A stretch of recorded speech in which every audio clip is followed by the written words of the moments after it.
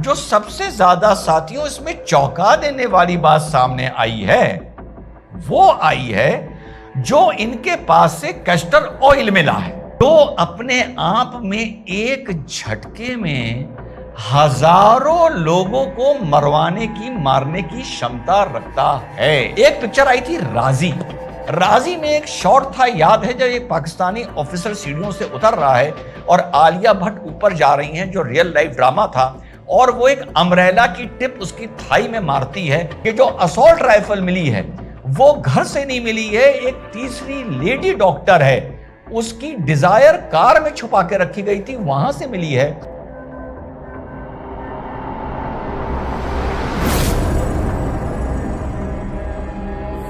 Hello नमस्कार, सत श्री अकाल, अस्सलाम वालेकुम। कैसे हैं जनाब? साथियों, ये खबर तो आप लोगों तक अभी पहुंच गई होगी। जो जेके police, Haryana police, Ahmedabad police के जॉइंट ऑपरेशन जो लगभग 15 दिन से चल रहा था, उसने जो अब फाइनली खुलासा किया है, क्या मिला है क्या नहीं मिला है, इस पर अटकलें लगाने से बेटर है, बहुत से चैनल अटकलें लगा रहे हैं, तो सीधे चलते हैं आला अधिकारी से, सुनते हैं कि क्या ये माजरा है। 1.5-2 मिनट सुनते हैं, उसके बाद 6-7 मिनट इस पर बात कर 9 मिनट में अपना वीडियो खत्म करेंगे। जिम्मेदारी यही कहती है, क्योंकि ये अनफोल्डिंग स्टोरी है, राष्ट्र की सुरक्षा से जुड़ी हुई है, हमारी आपकी जिंदगी से जुड़ी हुई है, तो इस पर हम तुकबंदी ना करें।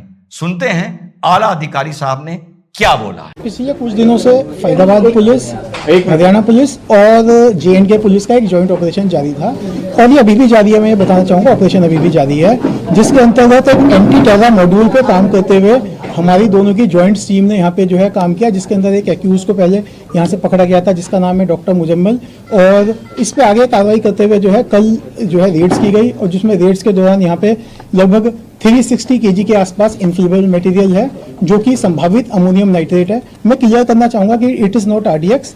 मैं इस बात को क्लियर करूंगा क्योंकि कई जगह ये चल रहा है, तो मैं क्लियर करना चाहूँगा इट्स नॉट RDX, तो ये इन्फ्लेमेबल मटेरियल है। इसके अलावा कई और ऐसा सामान जो टेरर एक्टिविटीज़ में जिनका संभावित इस्तेमाल किया जा सकता है, जैसे टाइमर्स, लगभग 20 टाइमर्स विद बैटरीज 4, और इसके अलावा कुछ अन्य सामान है जो है यहाँ बरामद किया गया है।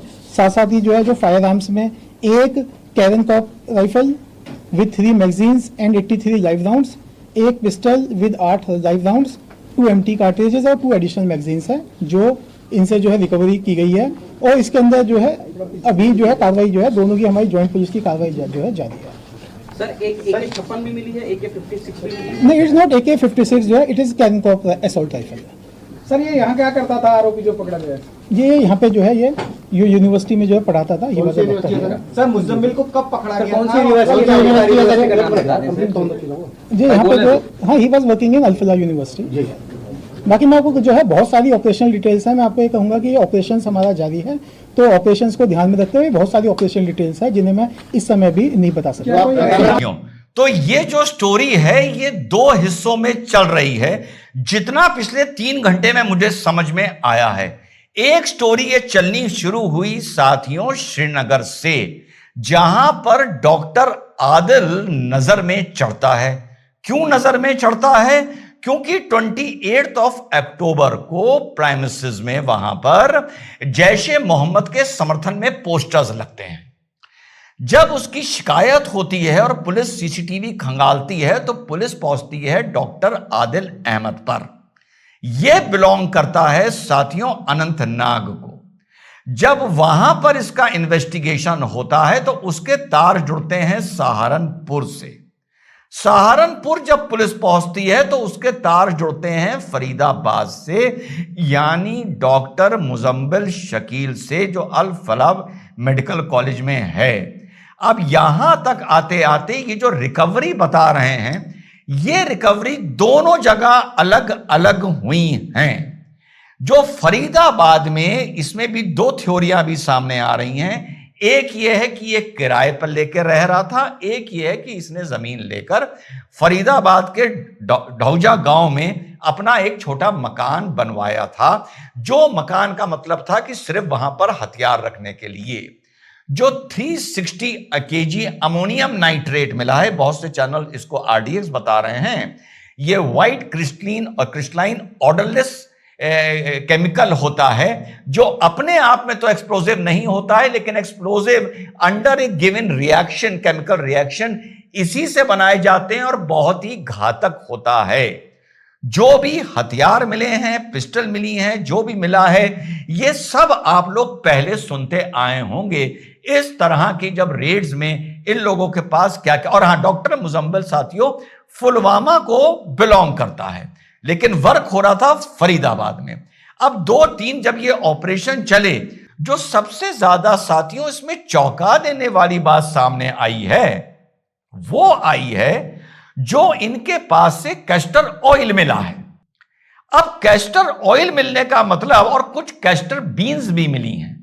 अब इसका आमतौर पे तो लगता है कैस्टर ऑयल क्या हो गया, लेकिन नहीं, कुछ रिपोर्ट्स ये बता रही हैं कि एक केमिकल, एक रेसिड्यू निकल के आता है जब हम कैस्टर ऑयल से ऑयल निकालते हैं, जो कहलाता है रेजिन। रेजिन एक बहुत ही घातक केमिकल कंपाउंड में या पॉइजनस सब्सटेंस में इजीली डेवलप किया जा सकता है, जो अपने आप में एक झटके में हजारों लोगों को मरवाने की, मारने की क्षमता रखता है। ये वही चीज है जो 1978 में, जो आप लोग अक्सर सुनते होंगे, 1978 तो चलिए पुरानी बात हो गई, जो ये एनवेलप पॉइजनिंग की जाती है या डॉक्यूमेंट्री पॉइजनिंग की जाती है, कि आपको लेटर भेजा गया, उसमें इस पाउडर को लेटर में लगा दिया, आपने खोला, उसको पढ़ा, आपको कुछ समझ में नहीं आया, आपने रख दिया और 2 घंटे बाद आपकी डेथ हो गई, क्योंकि जब आपने एनवेलप खोला तो वो जो पाउडर है वो नजर भी नहीं आया और कब आपकी नाक में, मुंह में चला गया और आपकी डेथ हो जाएगी। एक पिक्चर आई थी राजी में एक शॉट था, याद है, जब एक पाकिस्तानी ऑफिसर सीढ़ियों से उतर रहा है और आलिया भट्ट ऊपर जा रही हैं, जो रियल लाइफ ड्रामा था, और वो एक अम्ब्रेला की टिप उसकी थाई में मारती है, फिर उसकी डेथ होती है। तो दैट वाज आल्सो राइजिन पॉइजनिंग का वो एक सीन रिक्रिएट किया गया था 1978 में। इसी तरह से राइजिन पॉइजनिंग से एक डेथ करी गई थी। तो जितनी भी चीजें मैंने समझी पढ़ने के बाद, हथियार, गोला बारूद, असॉल्ट राइफल, सब चीज, लेकिन इसमें सबसे खतरनाक चीज जो सामने निकल के आ रही है साथियों, वो राइजिन पॉइजनिंग की आ रही है, क्योंकि ये एक मास किलिंग करने के लिए, जिसका पता तक ना चले, जो नजर ना आए, और सिर्फ आपको मौतें नजर आए, और घंटा, 2 घंटा, 4 घंटा तो आपकी मेडिकल साइंस को इसी बात को समझने में लग जाएंगे कि शहर में कहां से ये पॉइजनिंग करी गई, या आबो हवा में कहां से ये साथियों पॉइजनिंग आई है।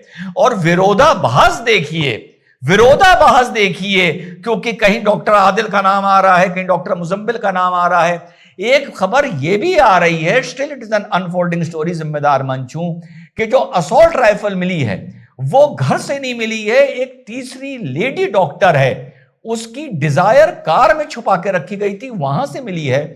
अब लेडी डॉक्टर का इंटरोगेशन चल रहा है कि वो इसमें इन्वॉल्व थी या नहीं थी। और विरोधाभास देखिए साथियों, 3 दिन पहले खबर आ रही थी कि मां वैष्णो देवी, जो इंस्टीट्यूट ऑफ मेडिकल एक्सीलेंस है, जो 500 करोड़ के चंदे से बना है, जिसमें चंदा हिंदू भाइयों ने दिया है, पहला बैच का उसमें एडमिशन हुआ है 2025-2026 का, जिसमें 50 सीटें निकली हैं मेडिकल साइंस, जहां से डॉक्टर बनाए जाएंगे, जिसमें हिंदू 7 हैं, सिख 1 हैं और मुस्लिम हैं 42।